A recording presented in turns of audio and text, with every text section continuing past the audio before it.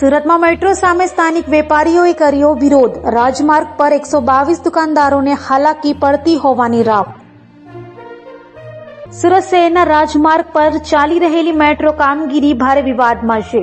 આ વિસ્તાર દુકાનો અને વેપારીઓ માટે મુખ્ય આર્થિક કેન્દ્ર છે, પરંતુ છેલ્લા ઘણા સમયથી ચાલતી કામગીરી તેમના માટે મુશ્કેલીઓનું કારણ બની છે।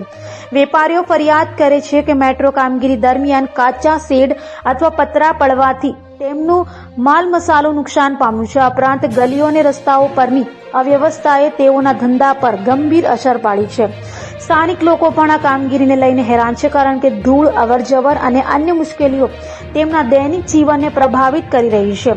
વહીવટીતંત્ર તરફથી હજુ સુધી યોગ્ય નિરાકરણ આવ્યું નથી અને વેપારીઓ મેટ્રો પ્રોજેક્ટને વ્યવસ્થિત અને ઝડપી રીતે પૂર્ણ કરવાની માંગ કરી રહ્યા છે, જેથી તેઓ ફરીથી સામાન્ય સ્થિતિમાં પરત ફરી શકે। આપનું નામ? મારું નામ તાહિરભાઈ લોખંડવાલા છે। શું કહેશો, કેટલી હાલાકી પડી રહી છે અને કેટલી દુકાનો આવેલી છે?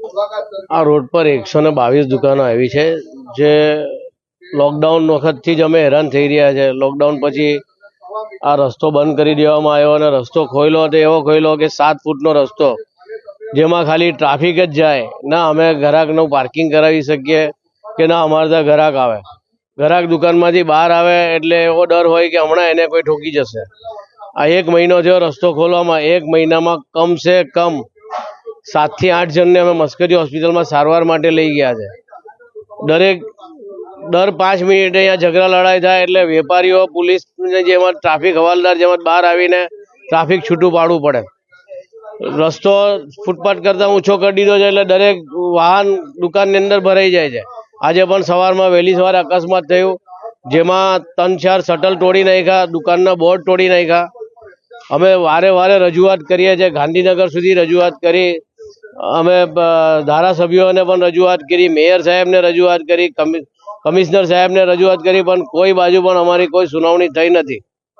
જ્યારે એ લોકોને અમારી જરૂર હતી, રસ્તો બંધ કરીને કામ ચાલુ કર્યું છે, ત્યારે અમારા સાથે વારે મિટિંગ કરી, અમારા સાથે વાતચીત કરી અને હવે એવું કહે છે કે અમારે તમારી કોઈ જરૂર નથી, એટલે તમારાથી જે થાય તે કરી લો। આ રસ્તો આપ્યો છે, એમાં તમે તમારું ગુજરાન કરી લો। હવે આ રસ્તો કેટલા સમય માટે એની કોઈ ઉલ્લેખ જ નથી। આ 2 વર્ષ સુધી બંધ રહેશે કે 5 વર્ષ બંધ રહેશે એવી કોઈ સમય મર્યાદા છે જ નથી।